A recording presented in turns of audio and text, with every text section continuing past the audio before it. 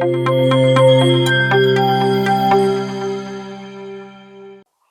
alaikum, welcome to Bottom Line, and we are here with a new program. I'm Bilal Kiani, I'm with Faizi, और आज जी बड़ा important match. It was top of the table clash between India and New Zealand.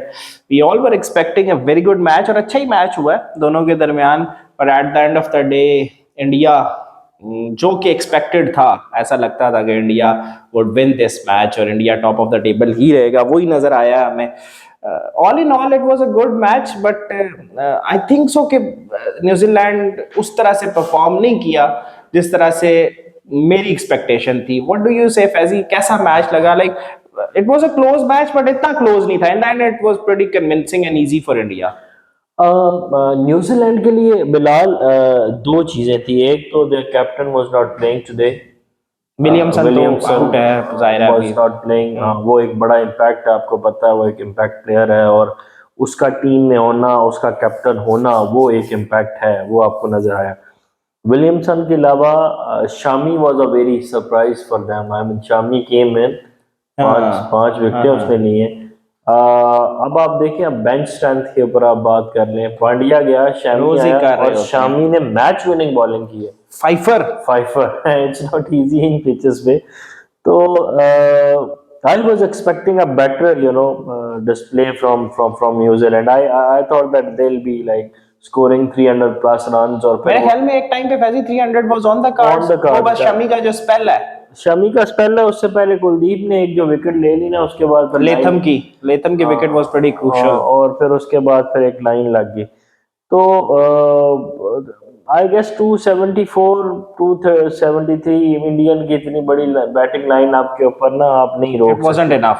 It wasn't enough. और अगर ये 300 plus होता तो फिर India को जरा स्ट्रेच करना पड़ता, फिर असल में पता लगता कि हाँ जी, क्या मतलब वो वाकई में उन्होंने उस लेवल पे परफॉर्म किया है कि नहीं। Overall, it's a convincing victory for our neighbors, and we are very happy for that. यार मेरे कुछ सवाल हैं, basically I wanted to ask you few questions. पहली बात तो ये है कि जिस तरह आपने बात की, मैं मोहम्मद शामी के ऊपर बात करना चाह रहा था कि लाइक देखो, इंडिया के पास जो इस टाइम पेस बैटरी है वो अच्छा खासा परफॉर्म कर रही है। Siraj was bowling very well, Bumrah obviously is right now may be the best bowler in the world, fast bowling में may be the best fast bowler, चाहे वो शुरू में है, चाहे वो मिडिल में, चाहे वो डेथ में। और डेथ में आज हमें नजर आया बुमराह क्यों दुनिया का बेस्ट बॉलर। शमी बेंच पे बैठा हुआ है, ठीक है, मैच नहीं मिल रहा, उसकी जगह शार्दुल ठाकुर खेलता है। ऑब्वियसली पांड्या नहीं है तो बैलेंस आउट हुआ, तो उन्होंने ठाकुर को रेस्ट करवा के they went in for Shami के साथ यही हो रहा था। जो इनकी बायलैटरल सीरीज थी उसमें भी ऑस्ट्रेलिया के खिलाफ शामी एक मैच खेला था, उसमें 3 या 4 आउट कर गया था, फिर आज आया तो आज 5 है। आप यार ये इतनी जो स्ट्रॉन्ग हमें बेंच स्ट्रेंथ नजर आती है बाकी टीमों की। कल हमने देखा था, बात की थी, रीजा हैंड्रिक्स आया, ठीक है, और रीजा हैंड्रिक्स ने आके बगुमा की जगह जो इनिंग्स खेली 85 किया उसने स्टार्ट में। ये आपको क्या, व्हाट इज लाइक पाकिस्तान में और बाकी टीमों में ये जो ज्यादा डिफरेंस है, बेंच बहुत इंपॉर्टेंट होता है ना आपका। अब शामी का आना और इस तरह इम्पैक्ट डालना आज के मैच में, आपको लगता नहीं है कि इंडिया हमसे बहुत आगे है? हाँ बिलाल, अगर अपनी टीम से आप कंपैरिजन करें तो अभी आपने जो है वो शादाब को रेस्ट करा के आपने उसामा को खिलाया, और आपने देख लिया कि उसकी क्या परफॉर्मेंस है। और फिर आपके पास कोई ऐसा स्पिनर नहीं है कि आप नवाज को चेंज कर सकें।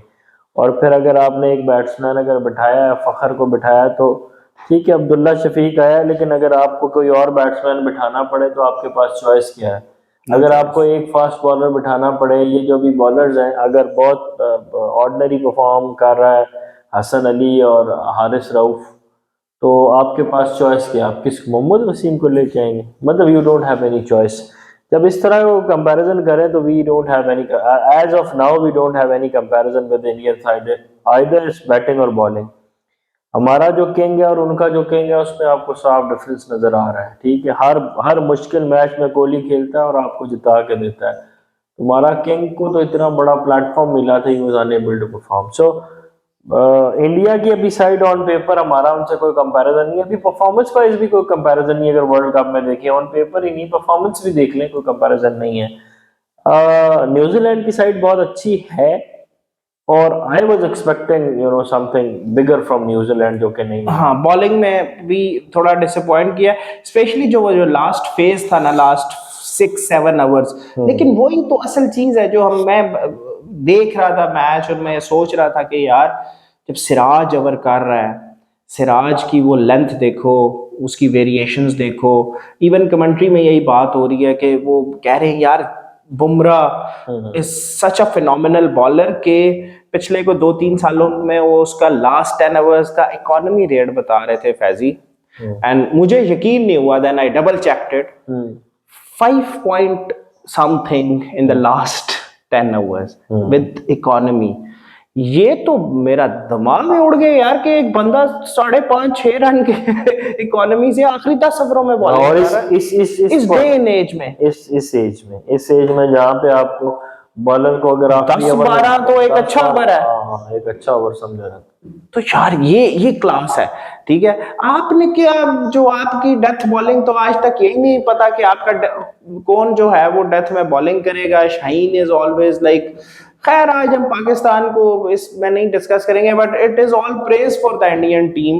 ठीक है, कुलदीप आज थोड़ा सा अंडर द लाइक फायर था, उसको थोड़ा उन्होंने अच्छा खेला स्टार्ट शुरू में बहुत अच्छा खेला, और लेकिन फिर उसने कम बैक किया और उसने वो जो इंपॉर्टेंट विकेट जो आपने बोला लेथम की ली, उसके बाद ही सारा वो स्लाइड जो है ना स्टार्ट।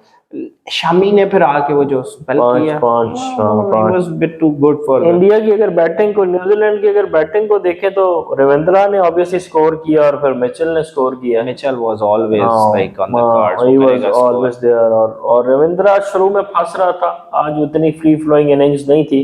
स्ट्राइक रेट भी देखें तो 82 का स्ट्राइक, 86 का स्ट्राइक रेट है, और Mitchell has played well.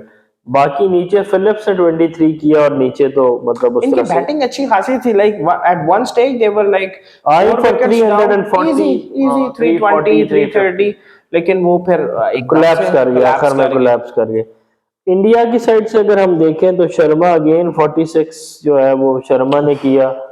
Surya फंसता रहा, सूर्या उतना फ्री फ्लोइंग नहीं था। सूर्या पे तो बाद में आएंगे, लेकिन पहले आप सूर्या कह रहा हूँ, शुभमन गिल पे आए। वो जस्ट यार जो कुछ आज शॉटें खेली गिल ने, जो कोई इसने 2 कवर ड्राइव्स थी, एक इसका मिड ऑन और मिड विकेट के बीच में एक वो फ्लिक था, they were out of this world. इतनी प्यारी बैटिंग शुभमन गिल करता है ना, seriously this is a talent. Now I would like, शुरू में आई वाज सेइंग कि यार अभी तक बड़ी टीमों बड़े स्टेज पे बेशक आज उसने स्कोर नहीं किया, लेकिन जो क्लास होती है तो आपको नजर आ जाती है।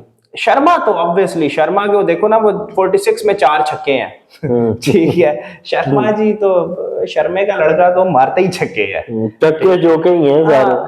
लेकिन जो गिल ने भी जो 5 चौके मारे हैं ना, every shot was worth it. Like bolt को और हेनरी को उन्होंने डोमिनेट किया था, प्रॉपरली डोमिनेट कर रहे थे। उसके बाद लोकी ने आके 2 आउट किए, दोनों ओपनर्स को आउट किया, लेकिन फिर आगे जी किंग, और किंग ओरिजिनल, हाँ जी ओरिजिनल, कॉपी नहीं ओरिजिनल, चाइना कॉपी नहीं ओरिजिनल।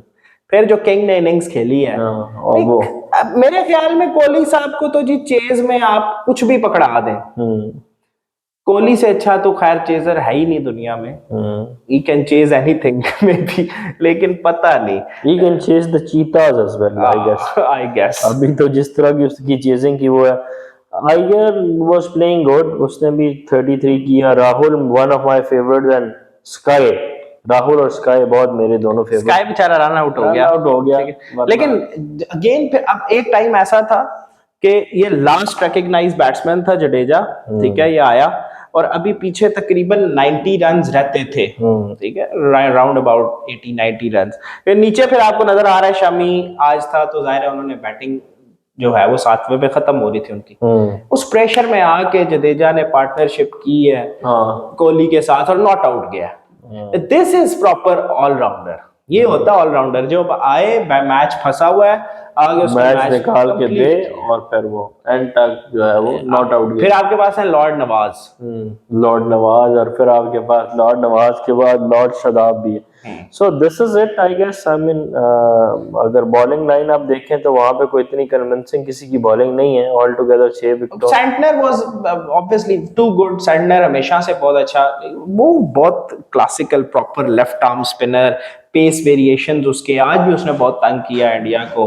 और वही एक बॉलर नजर आ रहा था जो कि सबसे डिफरेंट था। वैसे इंडिया का ये एक्सपेक्टेड था कि वो खेलेंगे, मुझे इसमें कोई खास वो नहीं हुई हैरानी।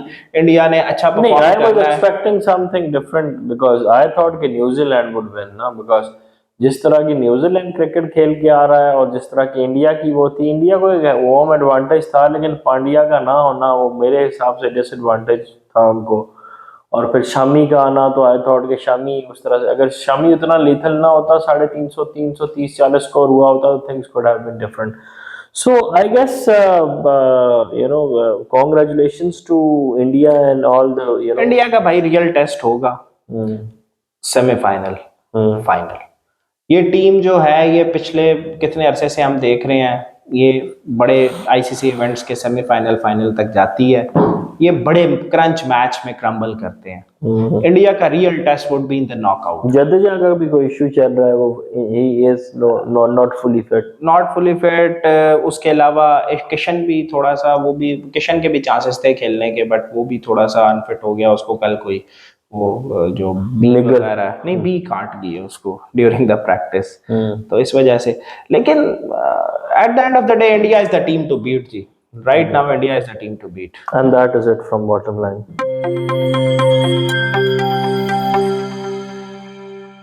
Thanks for watching. Please subscribe and like our channel.